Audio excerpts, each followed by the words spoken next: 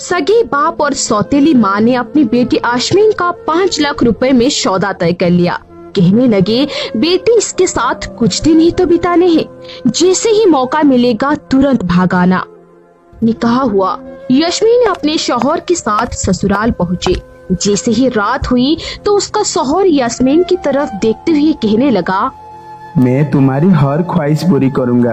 तुम जो चाहोगी मैं तुम्हें ला कर दूंगा, लेकिन कभी मुझे छोड़कर मत जाना।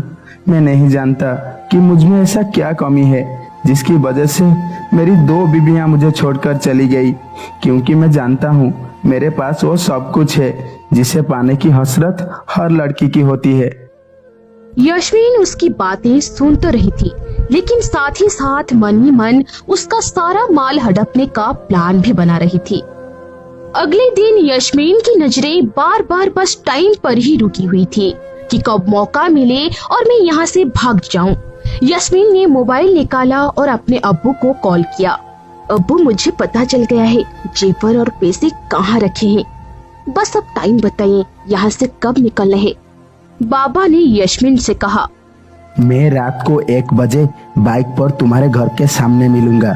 जैसे ही मौका मिले तुरंत बाहर आ जाना। जैसे ही आधी रात गुजरी, यास्मीन ने देखा कि उसका शौहर अब सो चुका है।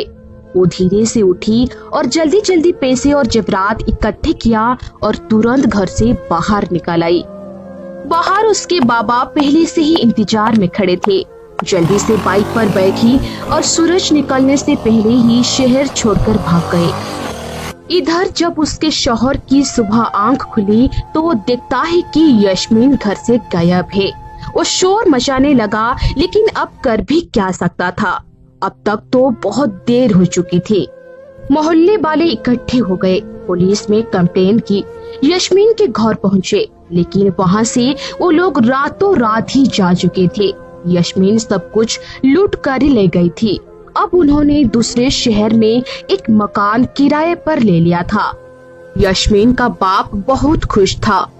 शाबाश बेटी, इस शादी में हमको पूरे 10 लाख रुपए का फायदा हुआ है। यास्मीन ने नए कपड़े खरीदे, सौतेली माँ ने भी अपने लिए गहने खरीदे और बाप ने नई बाइक खरीदी। पूरा परिवार खुश था। यास्मीन की 2 सौतेली बहनें भी थी। वह भी इसी तरह से जाली शादियां करके लोगों का माल हड़प कर रातों रात गायब हो जाया करती थी। कहने का मतलब यह है कि पूरा परिवार ही इस फ्रॉड गर्दी के घिनौने जुर्म में बराबर का शामिल था। यास्मीन 10वीं क्लास पास थी और बाकी उसकी दोनों सौतेली बहन बस 5वीं क्लास की पास थी। कुछ दिन गुजारने के बाद उनके घर फिर एक रिश्ता आया। वो 50 साल का बूढ़ा था जो शादी करना चाहता था। उसको लड़कियां दिखाई गई, लेकिन उसने पसंद यास्मीन को किया। वो बूढ़ा शख्स बहुत अमीर था। उसके पास बड़ा बंगला, बड़ी गाड़ी, हर तरह की महंगी का सामान था। यास्मीन का सौदा 5 लाख रुपए में तय कर दिया गया।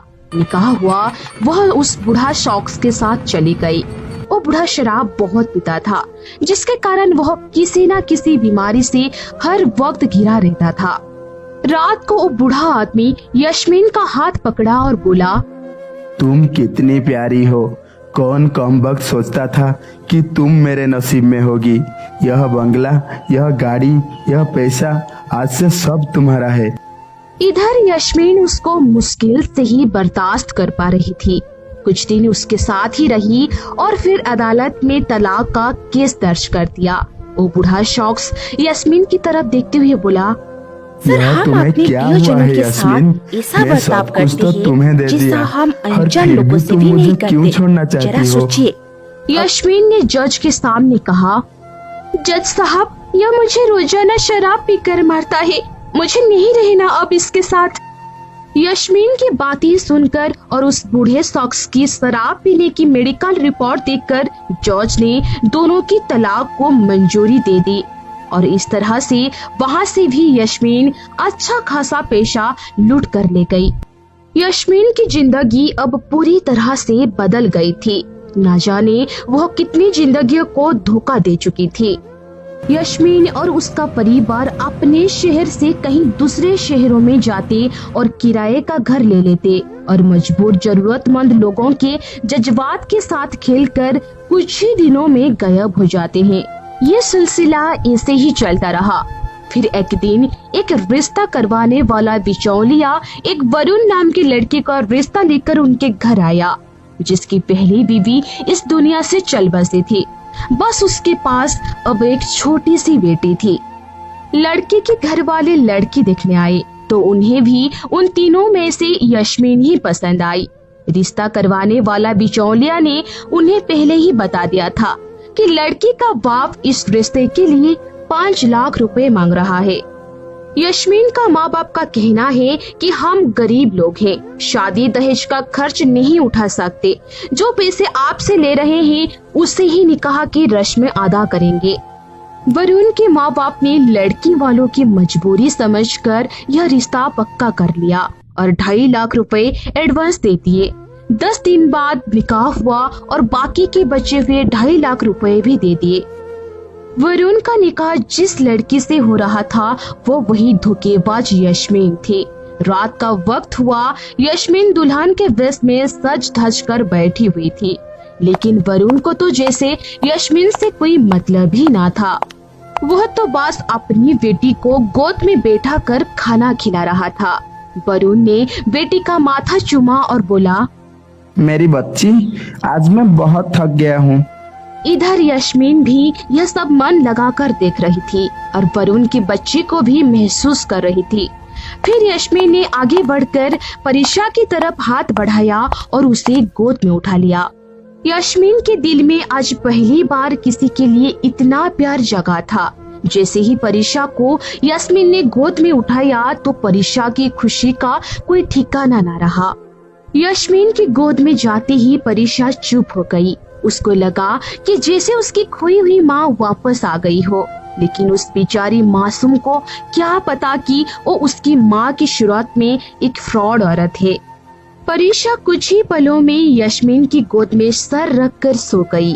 वरुण बहुत खुश हुआ और यस्मीन की तरफ देखते हुए कहने लगा, अल्लाह करे बेटी को आपकी सूरत में माँ का प्यार मिल जाए। वरुण ने यस्मीन का हाथ थामा और मोहब्बत भरे अल्फाजों से कहने लगा, मेरी बेटी ने माँ का प्यार नहीं देखा। वो बहुत छोटी थी जब उसकी माँ चल बसी थी। वो मन की मोहब्बत चाहती है। प्लीज एक अच्छी माँ बनकर मेरी बेटी की परवरिश करना। यस्मीन परीक्षा के खूबसूरत मासूम चेहरे की तरफ देखती है। ना जाने कब परीक्षा उसे अपनी बेटी की तरह महसूस होने लगी। इसी तरह रात गुजर गई। जैसे ही सुबह हुई, परीक्षा रोने लगी। यस्मीन जल्दी से उठी और परीक्षा को अपने सीने से लगाकर प्यार करने लगी। परीक्षा भी यस्मीनी के साथ खेलने लगी। इधर वरुण भी बहुत हैरान था कि इतनी जल्दी यस्मीन के साथ परीक्षा कैसे घुल मिल गई। सब बहुत खुश थे। वरुण भी अब यह सब देखकर धीरे धीरे बीवी के गम से बाहर निकलने लगा। परीक्षा को भी माँ का प्यार मिल गया। अब परीक्षा यस्मीन के हाथ से ही दूध पीती थी और उसी के साथ सोती थी। यस्मीन भी अब पूरे परिवार की लाडली बहू बन गई थी और यस्मीन भी बहुत खुश थी, क्योंकि उस बेचारी ने ऐसा लाड प्यार कभी नहीं देखा था। कुछ दिन बाद यस्मीन के बाबा का फोन आया और उसने बोले, बेटी क्या तैयारियां हैं? क्या कुछ हाथ लगा? जल्दी से वहाँ से भागने की तैयारियां करो। तुम्हें पता है और जगह से शादी का ऑफर आ रहे हैं। पूरे 20 लाख रुपए मिल रहे हैं। यस्मीन यह सुनकर खामोश हो गई। वह तो अंदर से बुझ सी गई थी। वह फोन बंद कर दिया। इधर उसका बाप भी बहुत परेशान था कि यस्मीन ने ऐसा क्यों किया। शाम का वक्त था। वरुण ने परीक्षा को कांधे पर बैठाया हुआ था। यस्मीन भी उनके पास आकर बैठ गई। वरुण ने यस्मीन की आंखों में देखा और कहा, यस्मीन, परेशान